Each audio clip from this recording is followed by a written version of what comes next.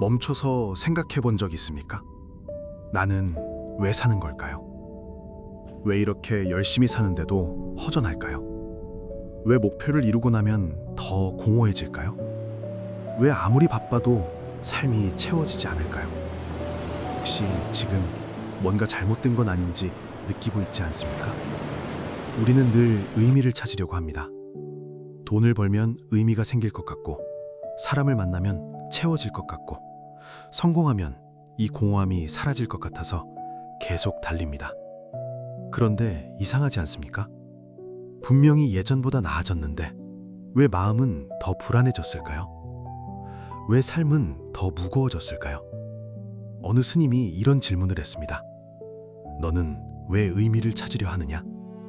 그 사람은 대답했습니다. 의미가 없으면 살기 힘들기 때문입니다. 그러자 스님이 말합니다. 그래서 더 괴로운 것이다. 이 말 이상하지 않습니까? 의미를 찾는 게 왜 괴로움이 될까요? 우리는 착각하고 있습니다. 의미가 있어야 살 수 있다고, 의미가 있어야 행복해진다고. 하지만 그 생각 자체가 우리를 더 힘들게 만들고 있습니다. 생각해 보십시오.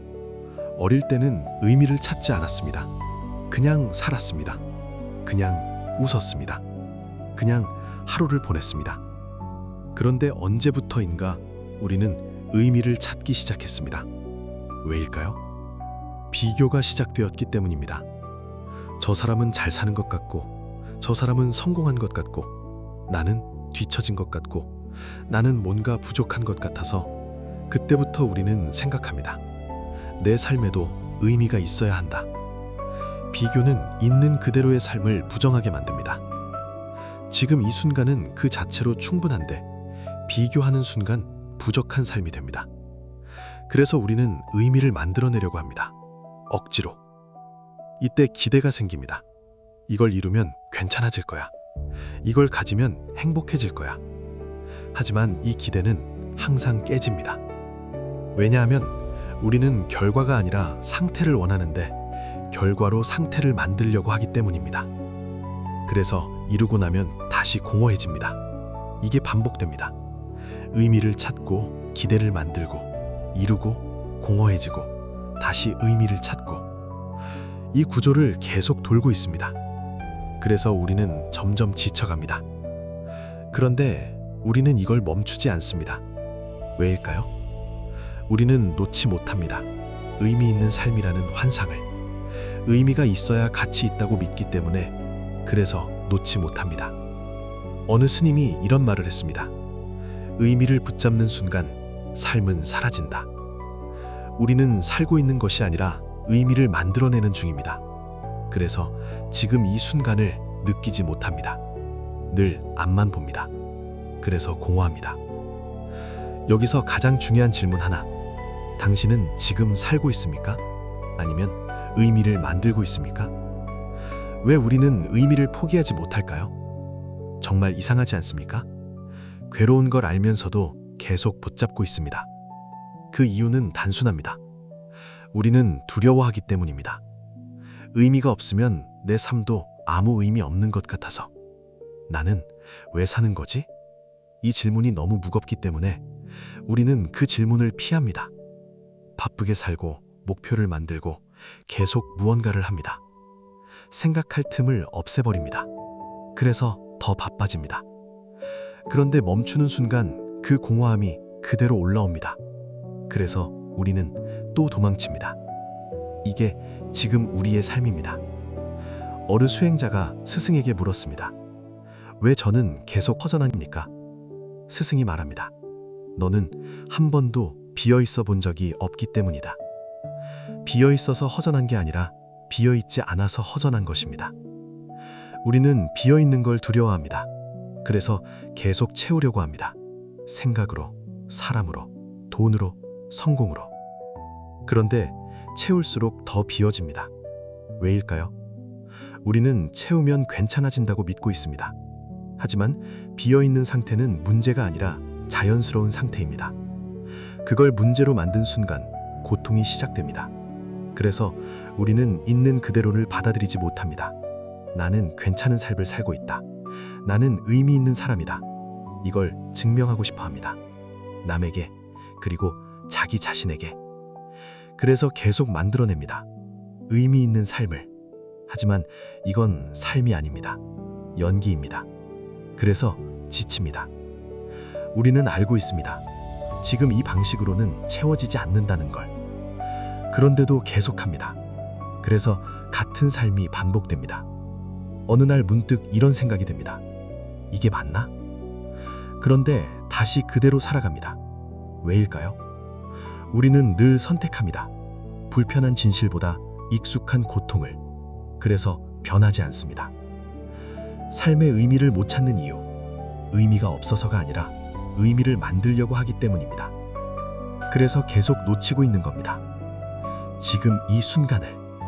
그래서 우리는 의미를 찾고 있었던 것이 아니라 의미에 쫓기고 있었던 것입니다. 우리는 늘 이 질문을 합니다. 그럼 어떻게 살아야 할까요? 하지만 이 질문 자체가 문제일 수도 있습니다. 이 질문 안에는 이미 전제가 들어 있습니다. 올바른 삶이 따로 있다. 그래서 우리는 찾으려고 합니다. 정답을. 하지만 어느 스님은 이렇게 말합니다. 찾는 순간 멀어진다. 우리는 계속 밖에서 찾고 있습니다. 방법, 의미, 목표, 답. 그런데 삶은 밖에 있지 않습니다. 우리는 삶을 대상처럼 보고 있습니다. 마치 찾아야 하는 것처럼. 그래서 계속 놓칩니다. 삶은 찾는 게 아니라 이미 지나가고 있는 것이기 때문입니다. 지금 이 순간 당신은 살고 있습니다. 그런데도 왜 삶의 의미를 찾고 있습니까? 이미 살고 있는데. 이게 가장 큰 착각입니다. 우리는 현재를 살면서 미래에서 의미를 찾습니다. 그래서 지금을 놓칩니다. 이게 반복됩니다. 나중에는 괜찮아질 거야. 저 사람처럼 살아야 의미 있어. 이 생각이 지금을 지워버립니다. 그래서 삶이 사라집니다. 어느 날 한 사람이 스님에게 물었습니다. 저는 언제 행복해집니까? 스님이 말합니다. 지금을 놓치지 않을 때. 그 사람은 이해하지 못했습니다. 그래서 다시 묻습니다. 그럼 지금 무엇을 해야 합니까? 스님이 웃으며 말합니다. 또 놓쳤구나. 우리는 계속 무언가 해야 한다고 생각합니다. 그래야 괜찮아질 것 같아서. 하지만 그 생각 자체가 우리를 지금에서 끌어냅니다. 이대로는 안 돼. 이 생각이 우리를 움직이게 합니다. 하지만 동시에 지금을 부정하게 만듭니다. 그래서 아무리 노력해도 편안해지지 않습니다. 출발점이 틀렸기 때문입니다. 지금을 부정한 상태에서 무엇을 쌓아도 그 위에는 불안만 올라갑니다. 그래서 우리는 또 묻습니다. 그럼 어떻게 해야 합니까? 하지만 다시 말합니다. 이 질문 자체가 틀렸습니다.